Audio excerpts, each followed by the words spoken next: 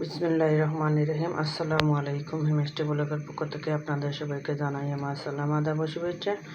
দেশ বিদেশের ভাই বোন বন্ধুরা কেমন আছেন? আলহামদুলিল্লাহ হয়তো ভালো আছেন। আমি আলহামদুলিল্লাহ আল্লাহ মেহরবানিতে ভালো আছি। এটার নাম আমাদের সিলেটি ভাষায় বলে দেরেশ, শুদ্ধ ভাষা ভেন্ডি বলে বাইরের ডিস্ট্রিক্টে, আর আমরা দেরেশ বলি। এটা ধুয়ে পরিষ্কার করে ভাজির জন্য কেটে নেব।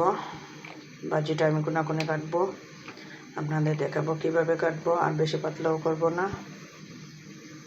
এগুলো আমি কেটে নিই, তারপরে চলে আসবো আবার ভিডিওতে। দুঃখিত লাইভটা দেখানো যাচ্ছে না রান্নাটা, সেজন্য ছাদ বাগানে চলে যাব। ছাদ বাগানে লাইভটা ছাড়বো। ভালো থাকুন সবাই, সুস্থ থাকুন সবাই, এই কামনা করে আমি কাটাকুটিটা করে নিই। আপনারা আমার সাথে পাশে থাকেন। আসসালামু আলাইকুম। এই দেখেন আপনারা, আমি কোনাকুনিভাবে কীরকম কেটে নিয়েছি দেখতে পাচ্ছেন। এইভাবে কোনাকুনি করে কাটলে পিছলও হয় না, একটু জোরে থাকে, গলে না। তাই আমি এইভাবে সবসময় কেটে নিই, বেশি পাতলাও না বাড়িও না, সবটি এইভাবে কোনাকুনি করে কেটে নিয়েছি। এখন চুলার পাশে চলে যাব, চলে আসুন আমার সাথে। চুলার পাশে চলে আসলাম। তেলটা আমি গরম করে নিয়েছি। আপনারা শব্দ বেশি পাচ্ছেন কারণ ফ্যানটা জুড়ে ছাড়া প্রচুর গরম, সেজন্য। একটু রসুন কুচিটা আগে দিতেছি অল্প পরিমাণ।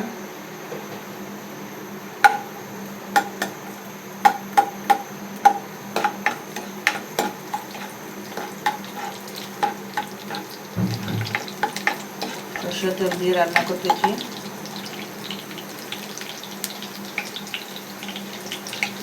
এই হলো পেঁয়াজ কুচি আর এই কাঁচামরিচ কুচি দিয়ে দিলাম।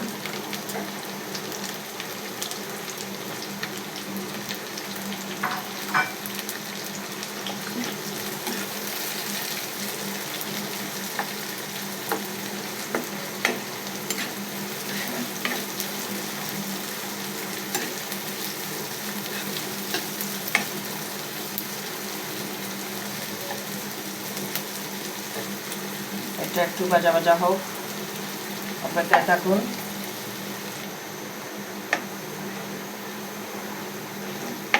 একটু কালার করে ভেজে নিতেছি।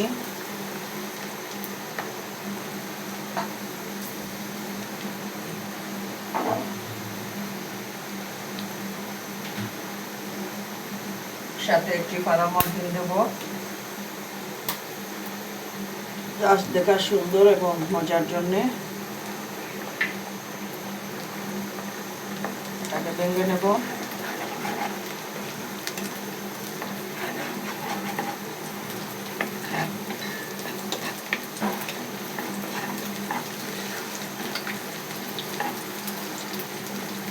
তাতে ভেঙে নেওয়া হয়ে গিয়েছে, ঝুড়ি ঝুড়ি হয়েছে। দেরেশগুলা দিয়ে দিতেছি।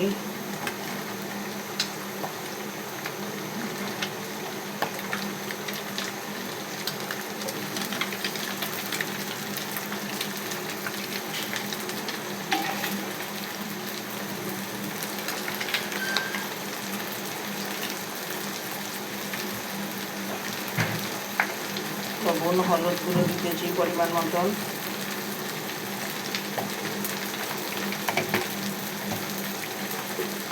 হলুদ বেশি দেওয়া যাবে না, তাহলে গন্ধ হবে।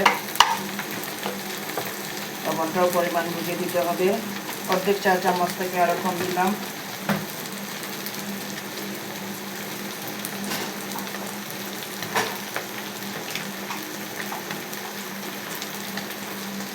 জিরা ধনে গুঁড়ো দিয়ে দিলাম, অর্ধেক চা চামচ থেকে কম।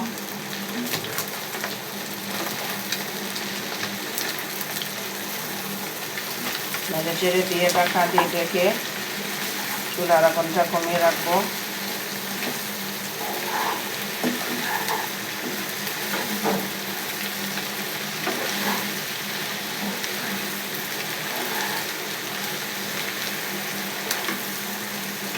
চুলার আগুনটা কমিয়ে রাখলে সিদ্ধটা হবে সুন্দর মতন, ভাঙবে না। আলহামদুলিল্লাহ।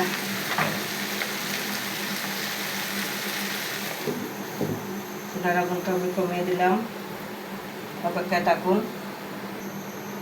আপনাদের নিয়েই আমি সরাটা উতলাচ্ছি। নেড়ে ছেড়ে দেবো একবারে নরম হয়ে গিয়েছে আর খুব সুন্দর হয়েছে। আমি কালার হলুদ কিন্তু কম দিয়েছি। রান্নাটা খুব মজার বের হচ্ছে।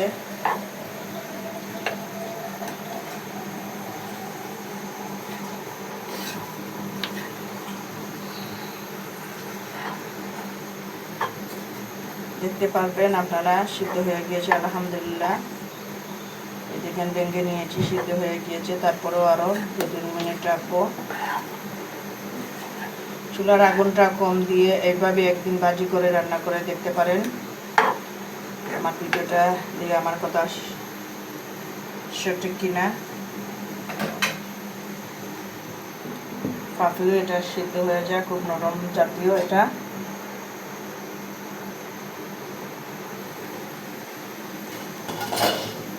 আবার নাড়াচাড়া দিতেছি, দেখেন তেলটা উপরে চলে এসেছে সিদ্ধ হয়ে।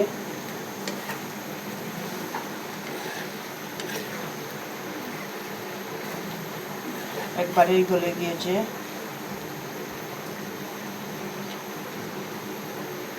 দেখেন একবারেই গলে গিয়েছে। আর এইভাবে আস্তে আস্তে আমি রাখবো, ভাতের সাথে রুটির সাথে খাওয়া যায়। সহজভাবে তৈরি, মজাদার ঢেঁড়স বা ভেন্ডি ভাজি যেটা বলেন সেটা। আর এইভাবে কোনাকুনি করে ফেটলে কিন্তু দেখতে সুন্দর হয়, ভাঙে না। আমার ভাজিটা অলরেডি হয়ে গিয়েছে। আমি একটু ধনেপাতা দিব। চুলার আগুনটা কিন্তু একবারেই কম দিয়ে আমি রান্নাটা করেছি। একটু ধনেপাতা কুচি দিতেছি। শেষ আমার রান্নাটা। আমার ভিডিওটা দেখে যদি আপনাদের ভালো লাগে তাহলে লাইক কমেন্ট শেয়ার করবেন। যা বলছিলাম আপনাদের, আমার ভিডিওটা দেখে যদি আপনাদের ভালো লাগে তাহলে লাইক কমেন্ট শেয়ার করবেন। অনুরোধ রইল আপনাদের কাছে, প্লিজ আমার চ্যানেলটা সাবস্ক্রাইব করে রাখবেন। ভালো থাকবেন সবাই, সুস্থ থাকবেন।